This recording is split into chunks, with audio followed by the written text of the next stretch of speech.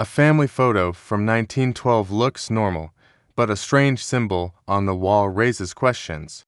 Dr. Rebecca Walsh adjusted her reading glasses as she carefully examined the contents of her recently deceased grandmother's estate. The dusty attic of the Victorian home in Salem, Massachusetts, held decades of memories gathered across for generations, among yellowed letters tied with faded ribbons, vintage clothing wrapped in tissue paper, and tarnished jewelry boxes. She discovered an ornate wooden box filled with family photographs dating back more than a century. One photograph immediately caught her attention, drawing her historian's eye. Taken in 1912, it showed her great-great-grandparents, Thomas and Elizabeth Harrington, standing proudly with their 3 children in what appeared to be their formal parlor. The pose was typical of the era, the father standing behind his seated wife, the children arranged beside them, all wearing their finest clothes, with the stiff formality early photography required. But something about the portrait felt wrong. Rebecca studied the image carefully, her trained eye automatically scanning for details others might overlook. Behind the family, barely visible against the ornate wallpaper, was an unusual symbol carved into the wall. It was not part of the decorative pattern. Instead, it appeared to have been deliberately etched or possibly burned into the surface with careful precision. The symbol resembled a complex compass rose, but additional geometric patterns radiated outward in a design that looked almost ritualistic.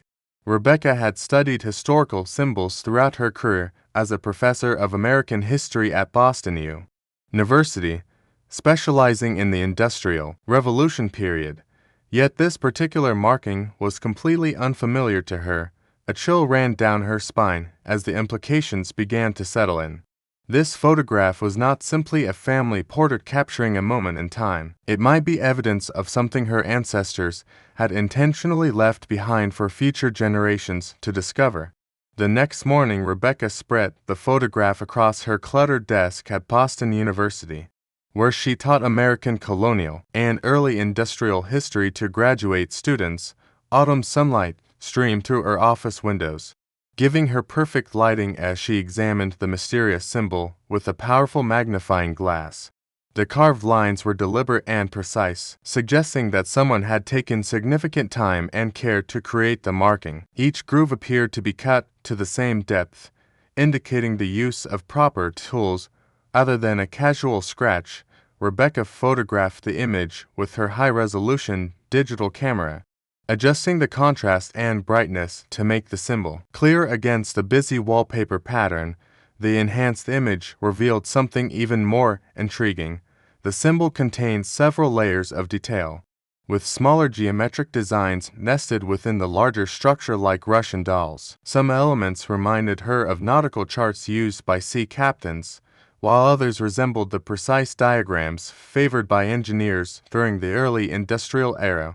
Later that afternoon, her colleague Dr. James Chen knocked on her office door. During his usual rounds, working on something interesting, he asked, noticing her intense focus and the scattered papers covering every available surface. "Take a look at this," Rebecca said, turning her computer screen toward him. "It's from my family's collection. The photograph is dated 1912. Have you ever seen a symbol like this before?" James studied the image carefully. His expertise in American industrial history complemented Rebecca's broader knowledge of the period. After several minutes, he slowly shook his head. "The precision suggests it might be related to engineering or manufacturing," he said thoughtfully. The early 1900s were a time of rapid industrial innovation in Massachusetts, especially in textile mills and shipbuilding. Rebecca nodded, but new questions were already forming in her mind. That evening she returned to her grandmother's house, this time carrying a measuring tape, notebook, digital camera, and a growing determination to uncover the truth she needed to understand the exact layout of the room where the photograph had been taken and determine whether any trace of the symbol still existed beneath decades of renovation.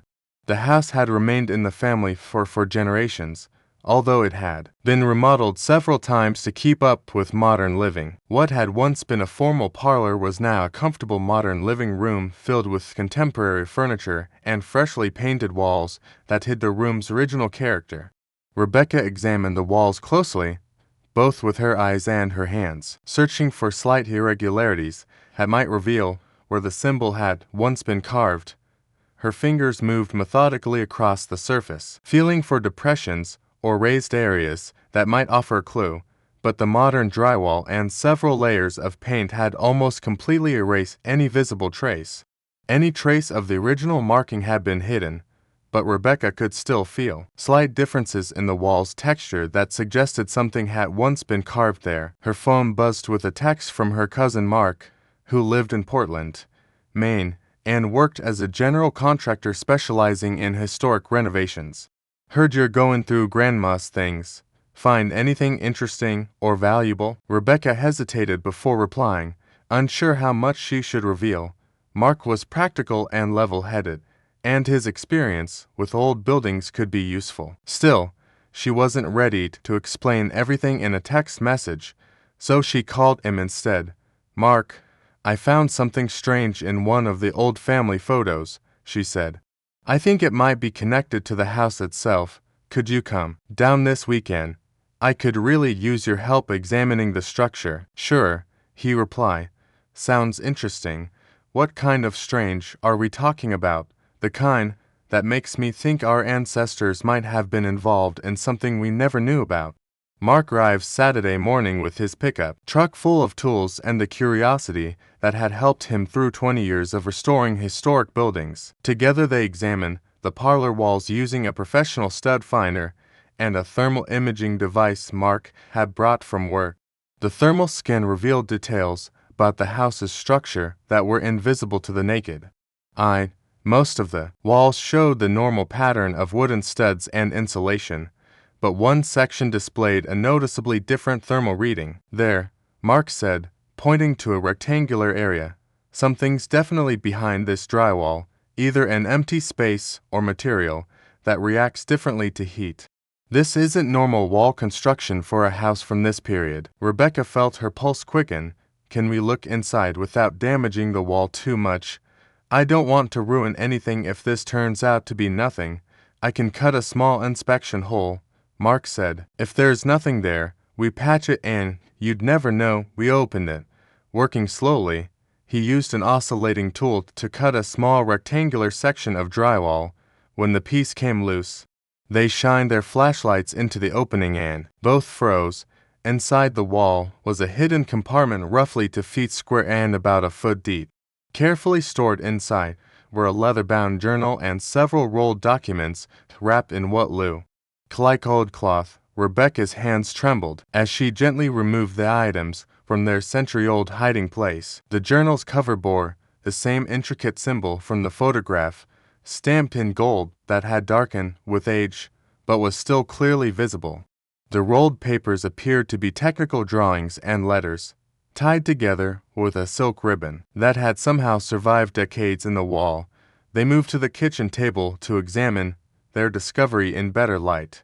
The journal belonged to Thomas Harrington, Rebecca's great-great-grandfather. His handwriting was neat and precise, recording detailed notes about meetings, experiments, and business dealings between 1910 and 1915. Each entry was dated and marked with symbols and coded references that suggested careful organization and secrecy. Rebecca opened to one entry and read aloud. March 15, 1912. "The prototype testing continues with promising results. We have achieved a 23% efficiency improvement over the standard oil methods currently in use. The investors are pleased. But we must maintain absolute secrecy until the patent applications are fully secure." Mark leaned over her shoulder, studying the notes and technical sketches filling the margins. "Prototype of what?" he asked. "This sounds like some kind of industrial process." Rebecca turned more pages and found increasingly complex diagrams, chemical formulas, and correspondence with several other families. The work was clearly sophisticated, even to someone without technical training. One entry stopped her cold. April 2, 1912. Received disturbing news through our contacts about the Rockefeller interests and their industrial intelligence network. They are aware of our work and are not pleased with our progress. Security must be strengthened. The symbol will serve as identification among trusted associates and as a warning to others. The rolled documents contained detailed engineering drawings for what appeared to be a revolutionary oil refining process. Several were signed by Thomas Harrington and carried official-looking seals. The dates matched a critical period in American industrial history when the massive monopoly of Standard Oil was being challenged and broken apart by federal action. Rebecca realized with growing excitement that she was not just looking at forgotten family history. She was looking at a hidden piece of American economic history that had been deliberately concealed for more than a century. During the following week, Rebecca immersed herself in research at Boston University's extensive library, exploring the historical background connected to her family's discovery. In 1912, the United States Supreme Court had just ordered the breakup of Standard Oil. The massive monopoly created by John D. Rockefeller had controlled nearly 90% of the nation's oil refining and distribution. It was a time of dramatic upheaval and opportunity in the petroleum industry. New companies and innovative technologies were rapidly appearing to fill the space left by the dissolved monopoly. Rebecca discovered references to several small oil companies that had briefly operated in Massachusetts during this critical period. Many of them had mysteriously failed or been absorbed by larger corporations only a few years after being founded. Thomas Harrington's name appeared in several business directories from that era, listed as an industrial consultant. However, frustratingly few details about his specific work or clients were available in public records. Dr. Chen proved extremely helpful in researching patent records from the early 1900s. Using his connections at MIT's engineering library, he helped Rebecca access archived patent documents. "Here's something interesting," Chen said, pointing to a computer screen displaying scanned records. A patent application was filed in March 1913 for an improved hydrocarbon processing method by a group called the New England Industrial Cooperative. Thomas Harrington is listed as one of the primary inventors along with 3 other men. Rebecca leaned closer. "What happened to the patent? Was it ever approved?" "That's the strange part," Chen replied as he scrolled through more documents. The application was suddenly withdrawn in early 1914, only a few months before it likely would have been approved. There's no record of the technology ever being developed commercially. It's as if they abandoned something that could have been extremely valuable. Rebecca examined the technical drawings in Thomas's journal again, comparing them with the patent materials. Even with her limited understanding of engineering and chemistry, she could tell the work represented a major improvement over existing refining methods. That evening she called her Aunt Margaret, her grandmother's older sister, who was now 83 and known as the family's unofficial historian. Meanwhile, Rebecca continued studying Thomas's journal and began to see certain entries in a new light. The mysterious symbol was not simply a decorative mark or family emblem. It appeared to be an identification symbol used by a network of inventors and small businessmen collaborating to compete with the powerful industrial corporations of their time. One journal entry particularly stood out. May 18, 1914. Rebecca, read quietly. "The fire changes everything we had planned. We are not the first group to face this kind of pressure and intimidation, and we certainly will not be the last. The symbol must now serve a different purpose, not only identification among allies, but also a warning and guide for future generations who may succeed where we have failed." The journal explained that Thomas and his partners had made a deliberate decision to document their work thoroughly and hide it in several locations. Their hope was that one day the technology could be safely developed when the political and economic climate became more favorable. They had created a network of hidden records, with each participating family preserving a different part of the complete project. The Blackwood family in Vermont will safeguard the detailed chemical formulations and processing specifications. Thomas had written, the Morrow family, in New Hampshire, will preserve the mechanical equipment designs and engineering drawings. The Cleary family in Maine will hold the business correspondence and financial documentation. Only by combining all of these pieces, the journal explained, could the entire process be reconstructed and implemented. Rebecca felt a surge of excitement as another realization struck her: the family photograph had been deliberately staged not only to preserve the symbol for the future, but also to act as a coded map. The position of each family member in the portrait appeared to correspond to geographic locations where the other collaborating families lived and where their portions of the records had been hidden. She immediately called Mark. "I think I understand why the photograph was taken exactly the way it was," she told him. "It isn't just a family portrait. It's actually a coded message showing where the other pieces of this puzzle are hidden." "You mean there are other families out there with pieces of this?" Mark asked. "Exactly," Rebecca replied. "And if I'm interpreting the geography correctly, I think I can find them." Her first destination was Montpelier, Vermont, where Thomas's journal indicated that the Blackwood family had lived and operated a small chemical supply business in the early 1900s. At the Vermont Historical Society, Rebecca spent hours studying property records, business directories, and family genealogies until she confirmed that a man named Walter Blackwood had owned and operated Blackwood Chemical Supplies from 1908 to 1916. The current owner of the property was Susan Blackwood Chen, a retired high school chemistry teacher who still lived in the large Victorian house built by her great-grandfather. When Rebecca called and explained her discovery, showing her digital photographs of Thomas's journal and the family photograph, Susan reacted immediately. "I can't believe this is finally happening," Susan said, her voice filled with emotion. "For years I've wondered about some strange things I found in our attic, but I never knew what they meant or who might care about them."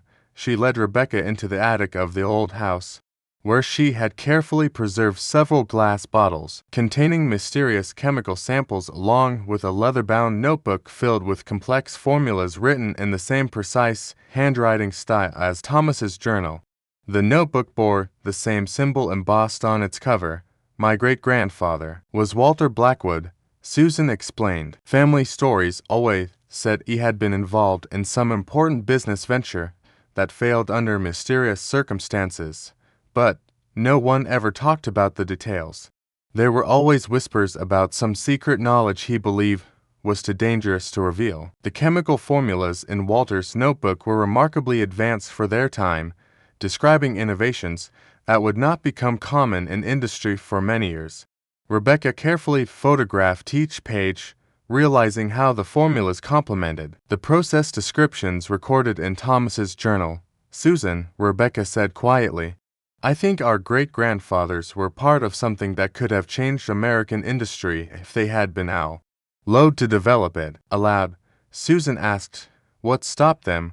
Rebecca explained everything she had discovered about the suspicious fire, the sudden withdrawal of the patent application, and the possible pressure from powerful corporate interests. Susan listened silently, her expression growing more thoughtful as the implications became clear. Their next destination was Portsmouth, New Hampshire. According to Thomas's journal, the Morrow family had been responsible for preserving the mechanical designs and engineering specifications.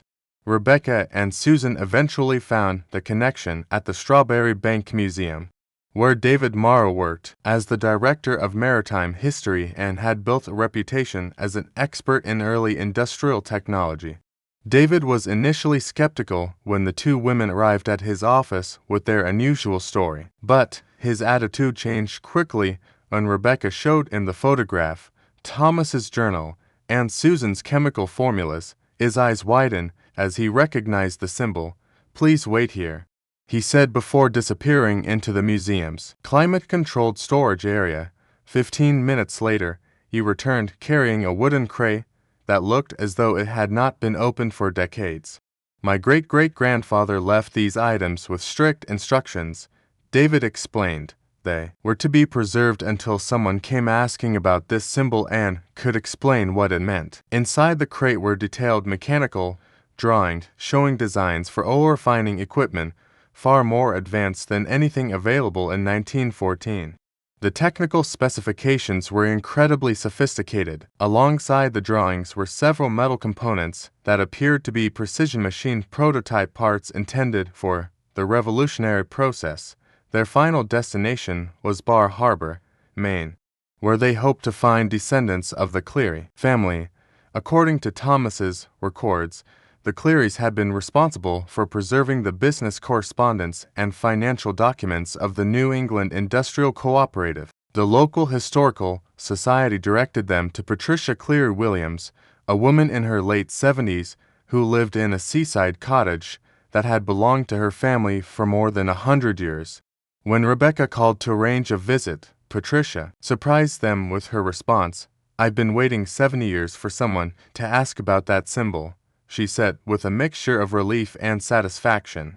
"My grandmother told me that one day people would come who could put all the pieces together and finish what our ancestors started." Patricia's collection contained the full business correspondence and financial records of the New England Industrial Cooperative, including detailed documentation of the threats.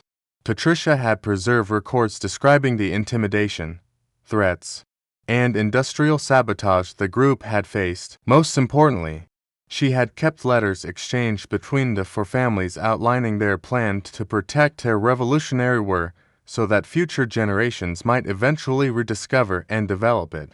With all four pieces of the century-old puzzle finally reunited, Rebecca and her new collaborators could see the full scope of their ancestors' achievement.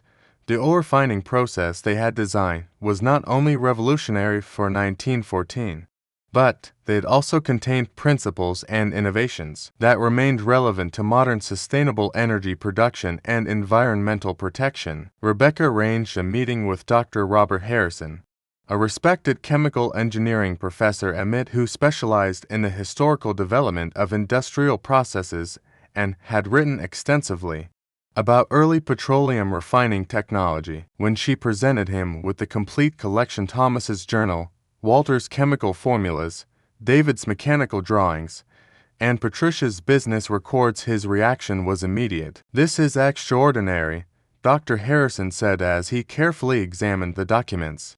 They had already discovered catalytic processes and efficiency improvements that were not officially developed until the 1930s and 1940s. He studied the drawings and formulas with growing amazement.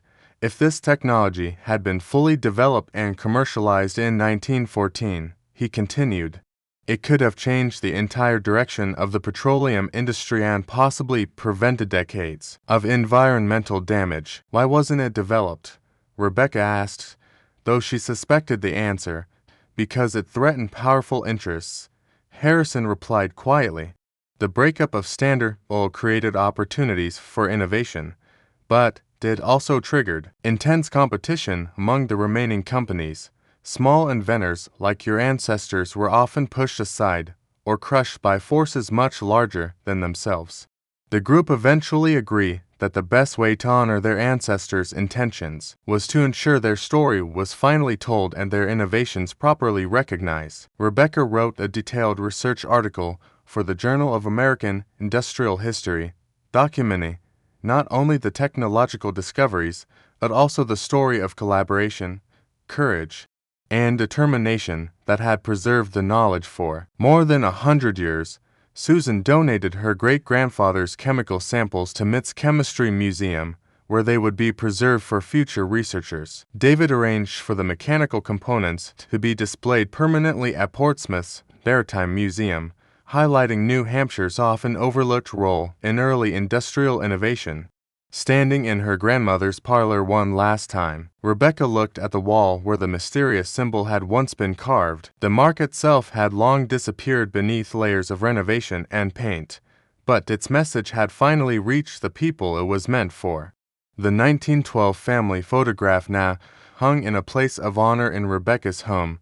It was no longer simply a forgotten family portrait, but a reminder of the courage and foresight of people who refused to let an important discovery vanish even if they would never live to see it realized.